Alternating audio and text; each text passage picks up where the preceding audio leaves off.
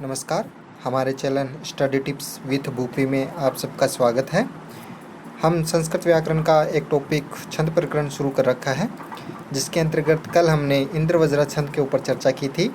आज हम उपेंद्र वज्रा छंद के ऊपर चर्चा करते हैं। तो देखिए उपेंद्र वज्रा छंद क्या है।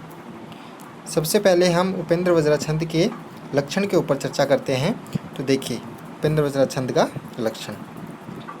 उपेंद्र वज्रा जित जास्ततो गौ। क्या है? उपेंद्र वज्रा जित जास्ततो गौ। ये देखिए ये क्या कहता है ये लक्षण कि जो उपेंद्र वज्रा छंद होता है उसमें उपेंद्र वज्रा जो छंद होता है उसमें जो पहला होगा वह होगा जय का तात्पर्य है जगण, फिर तय से तगण, फिर वापस जय से जगण। ततो यानी उसके बाद या उसके पश्चात। गौ, गौ यानी जैसे वैसे ही जैसे राम है रामो, वैसे ही गौ यानी दो गुरु। तो दो क्या होंगे? गुरु होंगे। ये आपको ध्यान रखना है कि उपेंद्र वज्रा छंद के अंतर्गत जगण, तगण, जगण, फिर अंत में दो क्या होंगे? गुरु होंगे। इस बात का हमको ध्यान रखना है। जो कल हमने इंद्र वज्रा छंद पढ़ा था उसके अंदर क्या था? वह भी सेम इसके जैसा ही था, बिल्कुल इसके समान ही था, लेकिन उसके प्रारंभ में क्या नहीं था? जगण के स्थान पर क्या था? तगण था। और बिल्कुल उपेंद्र वज्रा का जो छंद था उसी के अनुसार वो इंद्र वज्रा का छंद भी था। तो वह हमको ध्यान में रखना है। तो क्या हो गया? हमारा जो लक्षण है वह है उपेंद्र वज्रा जित जास्ततो गौ, कि उपेंद्र वज्रा छंद के अंतर्गत जगण, तगण, जगण, फिर अंत के अंतर्गत दो गुरु आते हैं। वह क्या होता है? उपेंद्र वज्रा छंद होता है। तो देखिए जो जगण होता है उसके अंतर्गत कौन कौन से आते हैं। देखिए सबसे पहले जो जगण होता है उसके अंतर्गत आते हैं लघु, गुरु, लघु, 1S1। फिर तगण के अंतर्गत क्या क्या आते हैं? गुरु, गुरु, लघु, SS1। फिर जगन में वापस वही लघु, गुरु, लघु, लघु, गुरु, लघु, फिर उसके बाद अंत के दो वर्ण क्या होंगे? गुरु होंगे। ये हमको ध्यान में रखना है। क्या होंगे?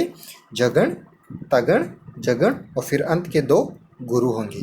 तो देखिए अब इसके ऊपर हम चर्चा करते हैं। सबसे पहले हम जो लक्षण है उसी के ऊपर देखते हैं। देखिए गण पूर्ति करते हैं। सबसे पहला है उ। सबसे पहले क्या है? उ। तो उ क्या है? ह्रस्व है, तो इसके ऊपर हम लगा देंगे लघु। ये हमने लगा दिया लघु। फिर पे। पे क्या है? यहाँ पर दीर्घ है और उसके आगे क्या है? आधा भी है और संयोग से रे भी है। तो दोनों होने के कारण यदि आगे आधा वर्ण हो या संयोग हुआ हो, या पर रे का संयोग हुआ है या हमारे पास विसर्ग मिल जाए पद के अंत में, तो वहाँ पर जो पहले वाला वर्ण होता है वह क्या हो जाता है? गुरु हो जाता है।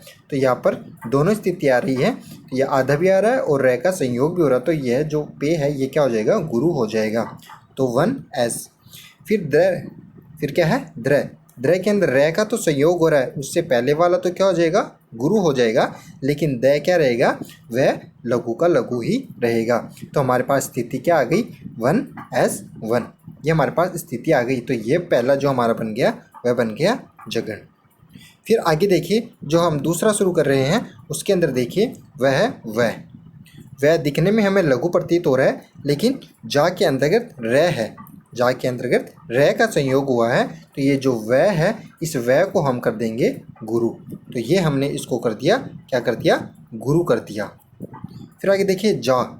जा क्या है? दीर्घ है, तो इसको भी हम क्या कर देंगे? गुरु कर देंगे। फिर उसके बाद क्या है? जय। जय क्या है? अकेला प्रयुक्त हुआ है, तो ये क्या हो जाएगा? लघु हो जाएगा। तो हमारे पास स्थिति क्या आ गई? गुरु, गुरु, लघु, यानी SS1। तो ये स्थिति हमारे पास आ गई तगण की। फिर आगे देखिए फिर है अगला हमारा जो है वह है तय। तय के आगे कोई भी आधा वर्ण नहीं है, तय केवल अकेला प्रयुक्त हुआ है, तो ये हो गया लघु। फिर जा के आगे क्या है? आधा वर्ण, तो जा क्या हो जाएगा? दीर्घ हो जाएगा। वैसे भी जा दीर्घ ही है, तो 1S की स्थिति आ गई। फिर उसके बाद है तय। तय के आगे कोई भी आधा वर्ण नहीं है, तो तय पूरा का आ जाएगा पूरा, और उसका जो वर्ण बनेगा वह बनेगा लघु। तो 1S1। ये हमारी स्थिति आ गई जगण की। ये कौन सी स्थिति आ गई? जगण की। और तो ये हो गया दीर्घ, और गौ ये भी हो गया दीर्घ। तो हमारे पास स्थिति क्या आ गई, शुरू से पूरे पूरे पाद के अंदर देखते हैं अपन, पूरे चरण में देखते हैं 1S1, ये हमारी स्थिति आ गई जगण की। फिर SS1, ये हमारी स्थिति आ गई तगण की। फिर 1S1, ये वापस स्थिति हमारे पास आ गई जगण की। और अंतिम जो है तो और गौ, ये दोनों क्या हो गए, गुरु हो गए। तो इस प्रकार हमने लक्षण के अंतर्गत भी ये जो हमने वर्णों का निर्धारण किया है। फिर आगे देखिए, जो हमने ये देखा उसके आगे अब हम इसकी उपेंद्र वज्राछंद की विशेषता का वर्णन करते हैं। देखिए विशेषता के अंतर्गत क्या है, सबसे पहले देखिए जो उपेंद्र वज्राछंद होता है इसके अंतर्गत भी जो इंद्र वज्राछंद होता है उसी के समान प्रत्येक चरण में 11-11 वर्ण होते हैं। इसके अंतर्गत कितने वर्ण होते हैं, 11-11 वर्ण होते हैं, जो क्रमशः है, जो क्रमशः यानी एक के बाद एक यही क्रम रहना चाहिए, यानी जगन तगण जगण और फिर अंत के दो गुरु, क्या क्या, जगण तगण जगण फिर अंत के दो गुरु के रूप में लिखे जाते हैं, के रूप में लिखे जाते हैं। यानी इसके प्रत्येक चरण में 11-11 वर्ण होंगे, जो हमें 4 चरण प्राप्त होंगे उसमें 11-11 करके कुछ 44 वर्ण प्राप्त होंगे, जिनमें क्रमशः क्या होंगे, जगण तगण जगण गुरु गुरु वर्ण प्राप्त होंगे। फिर देखिए इसकी दूसरी विशेषता कि इसके जो प्रत्येक चरण में है वो 11-11 वर्ण होने के कारण यह भी त्रिष्टुप जाति का छंद माना जाता है, क्योंकि जिसमें जो हमारे जो हमने जो छंद की 26 जातियाँ के बारे में हमने चर्चा की थी उसके अंतर्गत इसमें भी 11 वर्ण होने के कारण यह भी क्या है, त्रिष्टुप जाति का छंद माना जाता है। क्योंकि कुल 26 प्रकार के छंद की जातियाँ होती है, उसमें ये 11 नंबर पे आता है, इसमें 11-11 वर्ण होने प्रकार कुल 44 वर्ण होने के कारण यह त्रिष्टुप जाति का छंद माना जाता है। फिर देखिए इसमें जो विराम है, ये रति है, जो विश्राम है वह कहाँ पर लिया जाता है, वह प्रत्येक चरण के अंत में इसमें क्या होती है, यति होती है, यानी प्रत्येक चरण के अंत में रुकते हैं। तो हमने अब तक क्या चर्चा की कि जो उपेंद्र वज्राछंद है उसका सबसे पहले हमने इसके लक्षण की चर्चा की। जो लक्षण क्या था, इसका लक्षण था उपेंद्र वज्रा जित जातो गौ, उपेंद्र वज्रा जित जातो गौ। फिर इसके अंतर्गत हमारे पास जो गण आए वह कौन कौन से आए, जगण तगण जगण गुरु गुरु। इसी प्रकार जो इंद्र वज्राछंद था उसमें भी जो ये जो हमने देखा था अभी, जो उपेंद्र वज्राछंद में और इंद्र वज्राछंद में ये चार तो ये तो बिल्कुल समान रहते हैं, ये चार तो बिल्कुल समान रहते हैं। जो उपेंद्र वज्रा उसमें तो आ जाता है जगण और जो इंद्र वज्रा है उसमें आ जाता है तगण। केवल ये छोटा सा अंतर है, ये आपको ध्यान में रखना है।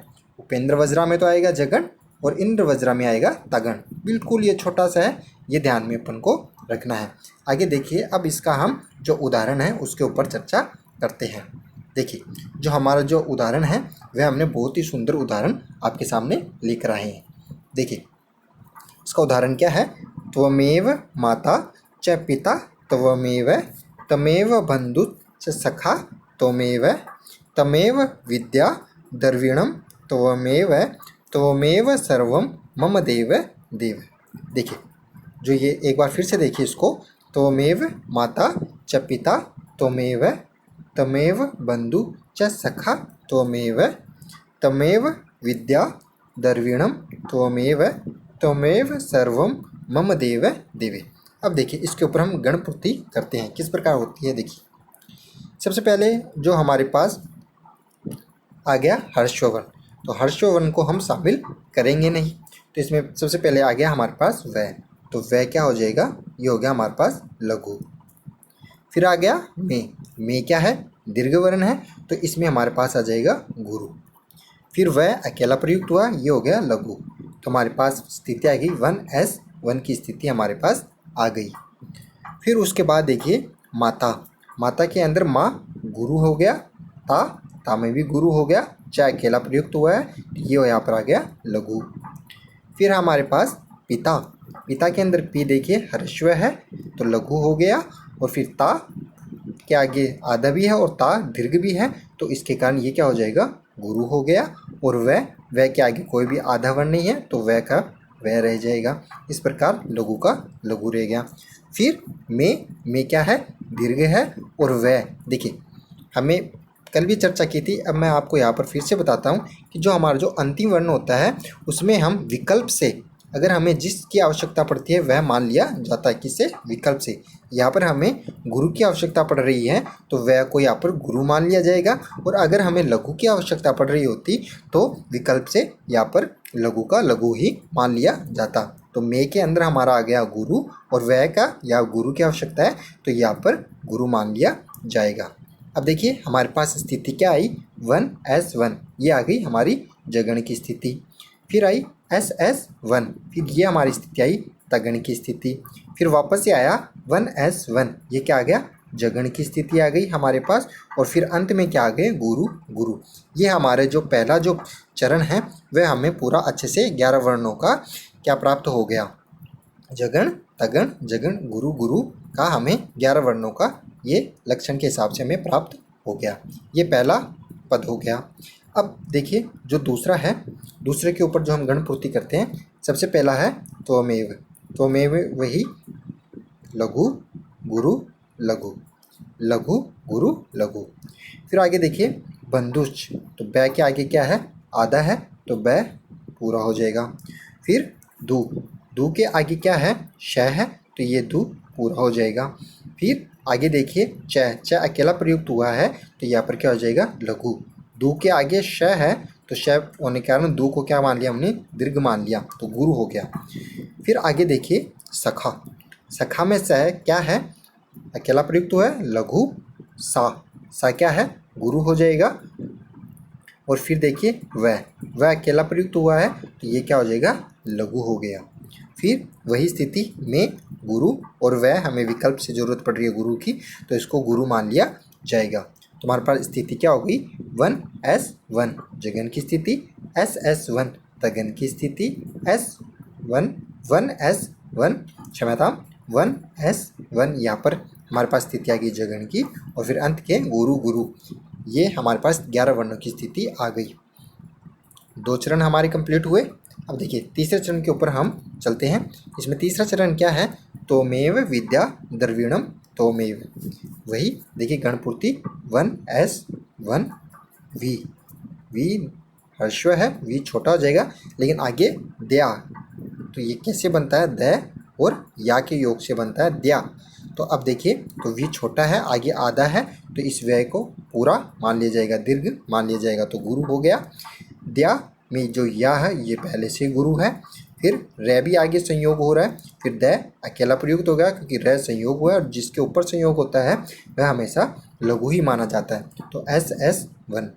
फिर है हमारे पास वी, तो वी का लघु हो गया और अण का गुरु हो गया। और वह का क्या हो गया? जो अण के ऊपर जो अनुस्वार लगता है उसको जो जिसके ऊपर लगता है वह क्या हो जाता है? गुरु हो जाता है। 1 जिसके ऊपर भी अनुस्वार लगता है वह क्या हो जाता है? गुरु हो जाता है। यहाँ पर हो गया 1s, फिर वह का गुरु लघु, ये हमारे पास आ गया। फिर आगे में गुरु और वह का गुरु विकल्प से, तो हमारे पास स्थिति आ गई 1s1 ss1 1s1 और ss, ये हमारे पास स्थिति आ गई। तो इसके अंतर्गत भी क्या है? 11 वर्ण प्राप्त हो रहे हैं, जिनमें क्रम से हमें जगण तगण जगण गुरु गुरु प्राप्त हो रहे हैं।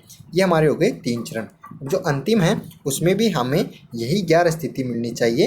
कौन कौन सी? जगण तगण जगण गुरु गुरु वाली। अगर ये स्थिति हमें नहीं मिलती है, इंद्र वज्रा की स्थिति मिल जाती है, तो ये जो हमारा छंद है वह उपजाति के अंदर चला जाएगा, और अगर वह स्थिति हमें प्राप्त हो रही है तो वह उपेंद्र वज्रा छंद माना जाएगा। तो देखिए तो में वही जो हमारी पूर्ति 1s1, फिर वही स के आगे क्या है? रेफ है, तो इसको स को क्या मान लिया जाएगा? गुरु मान लिया जाएगा।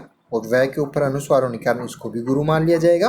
और मैं अकेला प्रयुक्त तो वह है, तो एस, तो हमारे पास स्थिति आ गई पहली 1s1, दूसरी आ गई ss1 और तीसरी आ गई देव। तो देव में दे क्या हो गया? हमारे पास एक आ गया, फिर वह हमारे पास आ गया गुरु, फिर आ गया लघु। इसी प्रकार तीनों ये हो गए, और अंतिम देव और वे के ऊपर हमारे पास आ गया गुरु गुरु। ये हमारी स्थिति हो गई। इसमें हो गया हमारे क्या हो गया? जगण तगण जगण गुरु गुरु। इस प्रकार से इसके अंतर भी 11 वर्ण क्रम से वही है, इसलिए यहाँ पर इस जो पूरा श्लोक है इसके अंतर्गत उपेंद्र वज्रा छंद माना जाएगा।